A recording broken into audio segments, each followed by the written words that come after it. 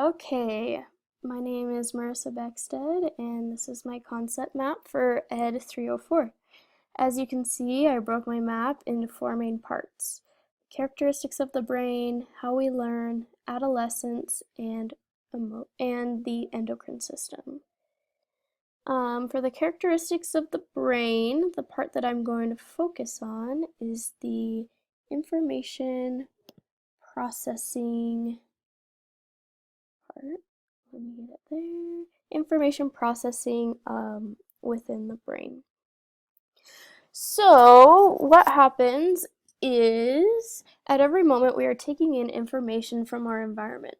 We process things we see, taste, smell, hear, feel, and, and our brains filter out the unimportant ones through the sensory register.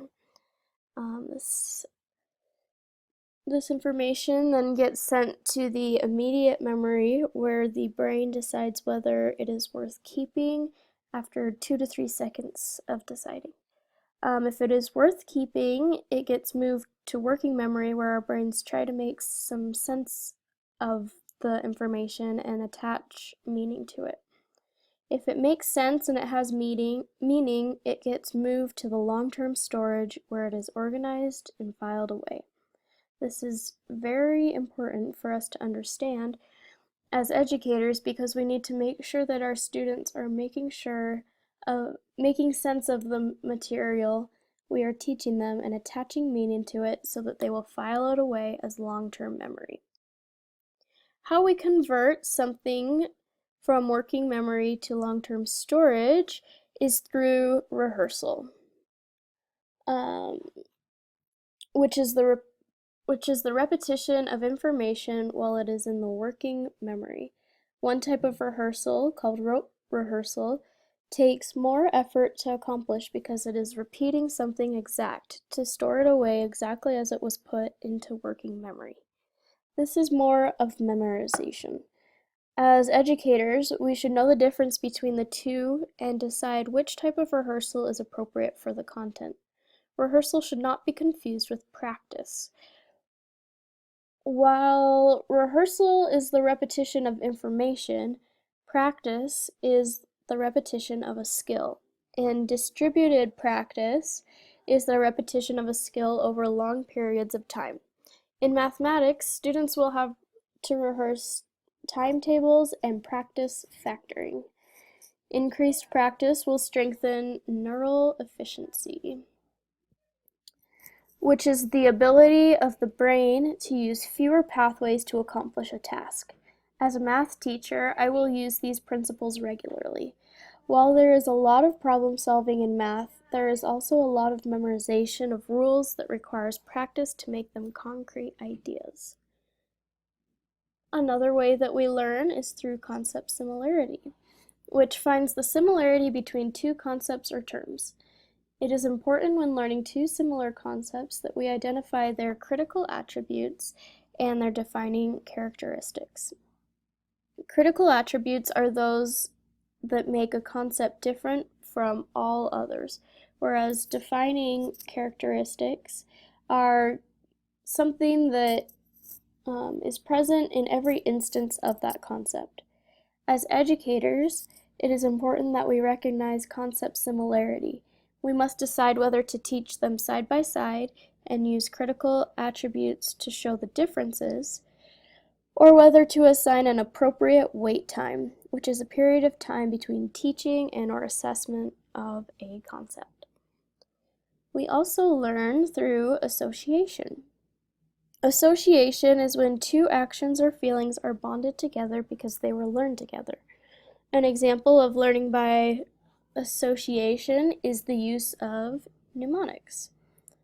A mnemonic is a learning device that associates a set of ideas or terms with a pattern of letters or words in order to help you remember them. In mathematics, an example of this would be, "Please excuse my dear Aunt Sally." This mnemonic helps you remember the order of operations. Another way to remember lots of data at one time is through chunking. Chunking is when you break a list of items into into groups in order to remember them better. So something like a phone number. When we teach, we should use these learning devices to help our students remember them easier. It is especially helpful if you can have them act out or draw along with the learning device. As teachers, we determine the transfer of learning. Transfer of learning is the level to which students will use the information we teach them in the future. Transfer depends on past experiences. Past experiences are often tied with emotional memories. If the student had a bad experience with a subject in the past, he is likely to remember how he feels about the content and not so much about the content itself, thus producing an emotional memory. The same goes for transfer. If the student had a bad experience with a concept in the past, he is likely to have a negative transfer, which will obstruct his new learning. However, if his experience with the concept was positive in the past, he is likely to have a positive transfer, which will enhance his learning experience. Knowing this, we need to make sure that we are having a positive influence on our students. I know that I will have a lot of students with negative emotional memories because a lot of students have struggled with math in the past. My goal is to turn their negative past experiences into a positive future, resulting in a positive transfer. Another way that we learn is through dual coding. The dual coding theory says that we store information both visually and verbally. Therefore, we need to appeal to both senses because some people are better visual learners while others are better verbal learners. Something we need to analyze in our classrooms is anxiety, which is a feeling of worry or nervousness. There are two types of anxiety, good anxiety and bad anxiety. And the state that determines which is called state anxiety. The good anxiety is called facilitating anxiety. This kind comes when a student is faced with a challenge that they believe that they can accomplish through some amount of effort. This can often be a positive in the classroom as it invites students to stretch their abilities and come prepared to class. The bad anxiety is the debilitating anxiety. This type of anxiety comes from fear and often causes the student to become distracted from what is happening in class. As teachers, we should encourage facilitating anxiety and seek to avoid debilitating anxiety. The students in our secondary education classrooms are going to be adolescents going through the stage of adolescence. Adolescence is the state of change that the body goes through as it matures to become an adult. An adolescent is someone going through this process. Adolescents undergo a process called puberty. During puberty, there's an influx of hormones, which are chemicals secreted to organs and tissues in the body. Boys receive more androgens and girls receive more estrogens as they go through puberty. Basically, these are hormones that make males more male and females more female. As educators, we need to be aware that our students are going through this process. It can be a very confusing time for them, and we need to be understanding of what they're going through, because we all went through it ourselves. When students go through adolescence, they undergo a physical or psychosocial development. Psychosocial is what happens psychologically and socially. During psychosocial development, adolescents undergo a social redefinition, which is the process through which an individual's status or position is redefined. During this redefinition, adolescents often take a lot of risks to establish their position among their peers. Adolescent risk-taking is a time in one's life when the amount of risks they are willing to engage in increases. This can sometimes result in adolescent mortality, unfortunately, which is the death of adolescents. During social redefinition, a person's amount of self-esteem is assessed. A person's self-esteem is how they feel about themselves or their self-worth. Adolescent girls tend to have low self-esteem more often than adolescent boys. This can sometimes result in body dissatisfaction, which is the dislike of one's body shape, and this can lead to eating disorders. Eating disorders can be the over or underindulgence of food, such as binge eating, bulimia, or anorexia. As educators, we should help students see the risks in both risky behavior and eating disorders. We should encourage them to be healthy and smart, and we should seek counsel from our peers when we believe that our students are not behaving as they should. Adolescents also undergo changes in social cognition, or how they perceive social situations.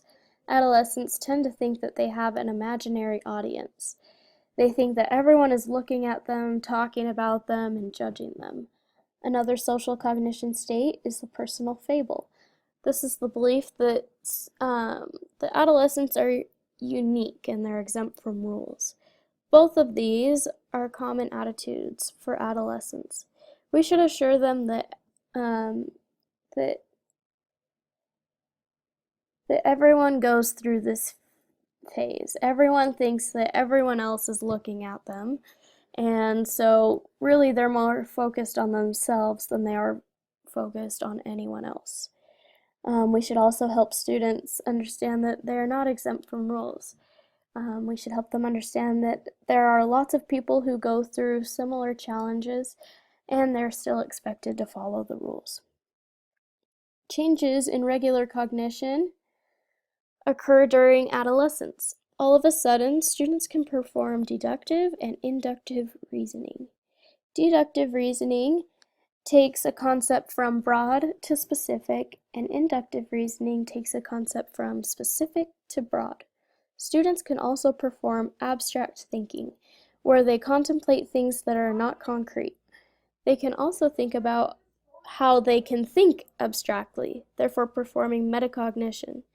They can think in multiple dimensions where they analyze a topic at different levels of understanding. This is a really amazing thing for adolescents. We should encourage changes in cognition and deeper thinking by pushing students to develop these skills in our classrooms. The last thing I wish to discuss is the elongation of adolescence. In our American society, people tend to be maturing much later, which can be scary. It seems that more and more people are becoming independent of their parents at a later age. One thing that might contribute to this is the presence of helicopter parents. These are parents who are always monitoring their child. This can be a negative for many reasons. One reason being that adolescents with helicopter parents often tend to engage in more sexual activity. Also, helicopter parents often solve their child's problems for them, which probably contributes to the elongation of adolescence. We should encourage our students to pursue a career in a higher education so that they can support themselves and end their elongation of adolescence. This is my concept map, and thank you for watching.